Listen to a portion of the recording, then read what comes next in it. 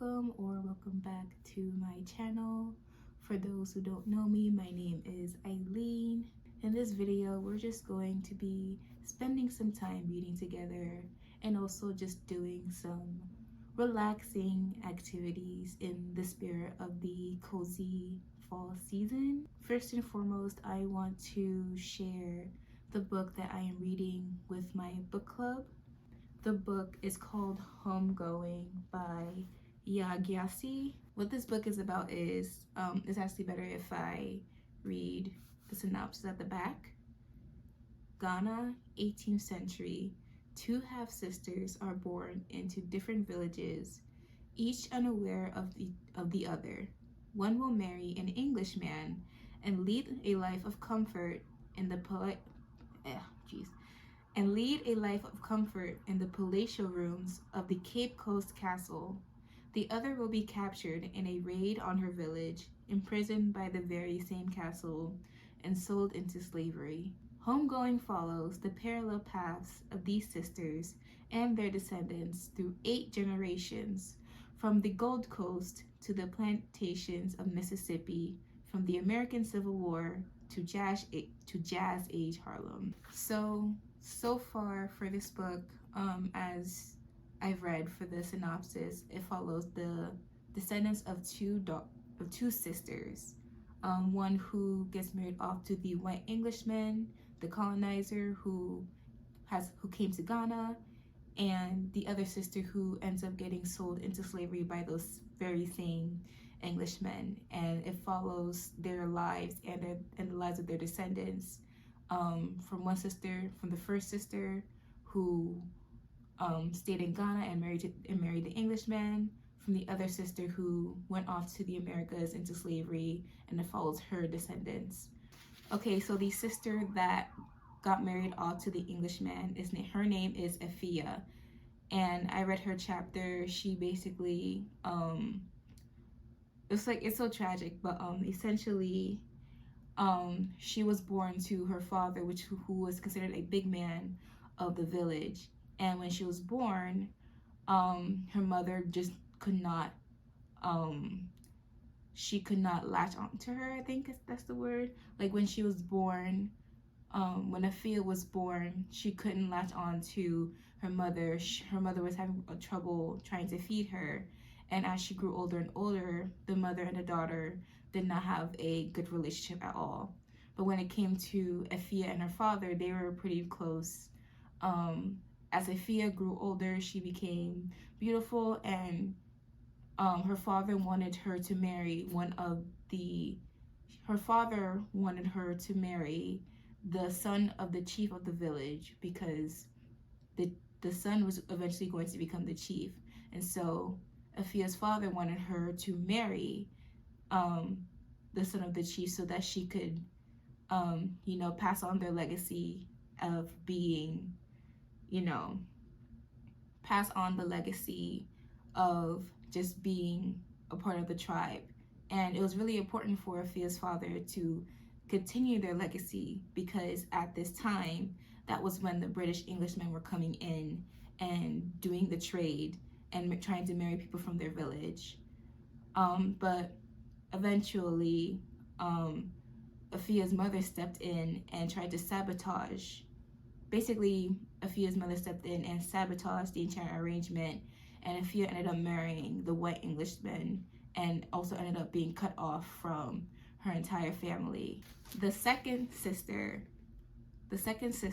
her name is 𝐸𝐿𝐿, and she lives in an entirely different village. For 𝐸𝐿𝐿, her life is pretty much fine. She lives with her mother and her father. She gets spoiled by them. Her father is also the chief of the village, and there seems to be like some sort of like warrior culture among the village, where they really prioritize their strength as a tribe and their dominance over other villages. Oftentimes their village warriors would go into other villages and conquer them, and their ability to conquer other villages is just a sign of their own strength. again, I won't spoil too much, but one thing leads to another, and 𝐦𝐮𝐬𝐢𝐜 village ends up being invaded by another village, and she ends up getting captured and then sold into slavery with the Englishmen. Her entire chapter was really awful. It really depicts just how cruel and inhumane slavery was in Ghana back then. That's where I'm at the book, and I've stopped at the point where I'm at the next descendant, which is 𝐦𝐿, who I'm assuming is the son of 𝐹𝐿𝐼𝐻. So yeah, I'll get into that part of the chapter. I'm really enjoying it so far. As you can see, I've already started taking notes. This is a new thing I've been doing, taking notes with these tiny post-its that I got online. I've been doing this just to like take note of things that I find interesting. I also want to mention that this is a library book. I got it from the New York Public Library. I've been meaning to get a library card for a while. I used to have a library card when I was in high school, but then, you know, I grew up and I went to college. I wasn't really going to the library that much, but I got a library card again, and I got this book from the library. I want to continue to go to the library to get more books because I've been buying books so far, and like, I don't know if you can see my stack of books in that section, but I bought every book that is there, and in total that's probably like $100. I think that's ridiculous. I see a lot of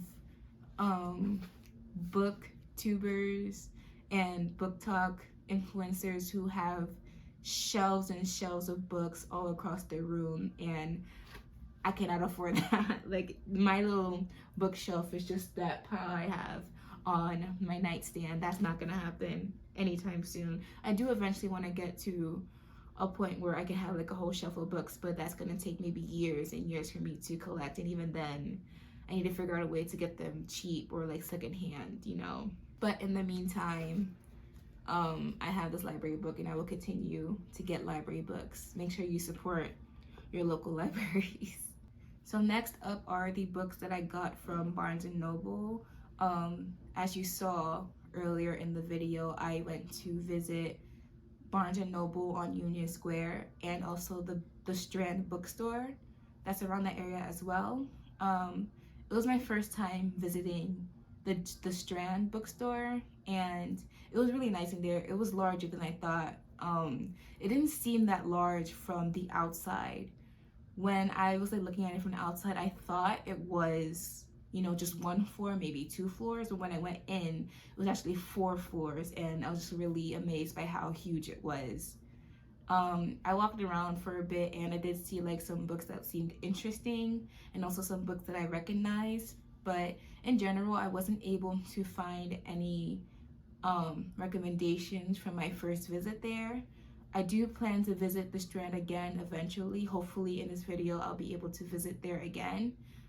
Excuse me. But I wasn't able to like pick up any books from there. I was hoping to maybe find some cheap book that I could get that seemed interesting. They did have a section that they did have like some carts around the Strand that were like $7 books, but when I would read through what was there, nothing really interested me. So I think if I go there a second time and really just take my time to look at the books that they have and see their selection, I might be able to find something there. So after I went to the Strand, I made my way to Barnes & Noble, and I picked up the books that were on my TBR list. And let me just show you what they were. So the first 2 books that I had gotten from Barnes & Noble were these 2 books by Kennedy Ryan. They are Before I Let Go and Can't Get Enough. So these 2 books are part of the Skyland series that Kennedy Ryan has made. And the first book that I read in the Skyland series, which actually, This Could Be Us, I I made my sister buy this for me in exchange for doing her hair. And when I got this book, I did not know that it was part of a series. I still read it through and it was fine. I don't think you need to read the first book in order to enjoy it. I read the second book and it was really, really, really good. It really blew me away with how good this book was. I'm not really into romance novels. I'm more of a fantasy and sci-fi kind of person. But I just picked up this book because I had read The Poppy War before reading this one, and I felt like I needed some sort of cleanser book. So I decided, oh, this one time I'll pick up a romance book. And the books by Kennedy Ryan were highly recommended by a lot of people I see online. When I read the synopsis for this book, it seemed interesting. But then when I actually started to read it, there was a specific plot point in the book that was not anywhere in the back, and it blew me by surprise. Like, oh my goodness, like, aside from the romance, there was an overarching you know, tension and subplot that was really affecting the main character's life, Soledad. And because of that tension because of the tension from the very, you know, life-changing event that Soledad had gone through, it made the chemistry between her and the love interest way more enticing. Reading this book is what inspired me to then purchase with my own money the first and the third book in the series. So yeah, I was sort of like hoping that, like, since it's like fall and the whole vibe is meant to be like cozy, I was thinking that, like, you know, September and then maybe early October could be like my romance book era. So that's why I got all these 3 books, and then once I finished with the romance, I can get into more of the sci-fi and fantasy aspects for October and then into November. So the third book that I ended up picking up from Barnes and Nobles is Katabasis by 𝐟𝐤𝐥𝐦. I honestly picked this up on a whim. Like I said before, I did read The Poppy War.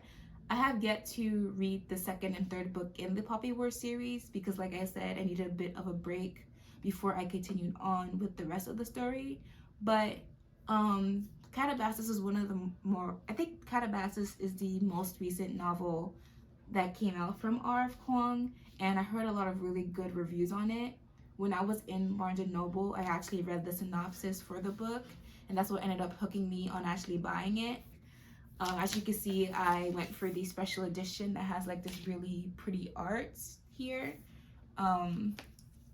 Also, like, something interesting that I thought was really cool about the art is that it has like these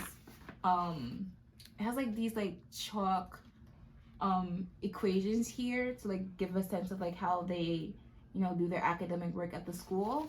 And honestly, it really reminded me of college in a sense. Like, specifically this equation right here, if you can see, where it looks like is it a series or a summation? It's been a year since it's been a while since I did like any kind of calculus, but like this reminded me of my times in engineering school, and I don't know if I want to go back to that, but something about it made me feel a bit nostalgic about just sitting in my math classes and then just studying for hours and hours and stressing out.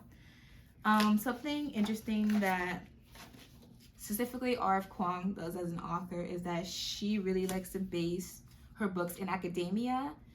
For the Poppy War, you know, there was Rin, and she was attending Sign Guard, and she went through all of the challenges that came with attending a rigorous school. And then this book as well follows an academic vibe where we have a graduate student who's learning magic at Cambridge, and I feel like that particular theme of having a student who is in academia and is someone that is struggling in academia at a rigorous school, I really like that theme because I can relate to it, you know, like going to, you know, an engineering school at like a tough university. Yeah, I relate to that. So I got the book.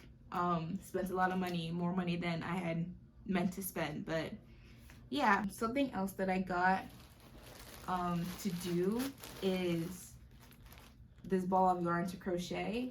I've been meaning to get like some sort of blanket for my bed, but I didn't really feel like buying anything. And then I had the idea of like, oh, why don't I just crochet it? The only time I ever crocheted was back in college when I was doing an RA event with my residents, and I really got back into it. But I do remember when I was crocheting, I really liked it. I was like, oh, bro, I can really get into this. You know, I can actually make some things.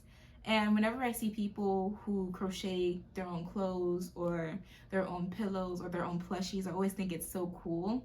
And I know it's something that I could do, so I'm doing it. So I will be making a blanket with this crochet yarn. This is the Bernat blanket yarn. It's meant to be like really soft, and I got it in the color green, sort of like to match like the vibe of my room. I'm going to show you guys me learning how to crochet in this video as well. And that's all from me. Yay!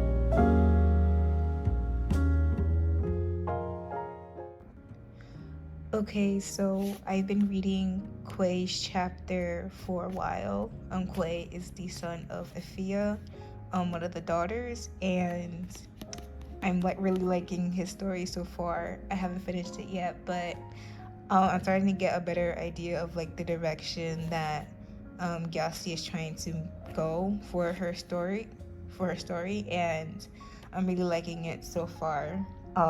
So far, just from reading 𝐸𝐻𝐻's chapter, I can tell that for each character, each descendant that we're going to see a very unique perspective of who they are as a person and whatever life challenges come their way. So I'm really interested.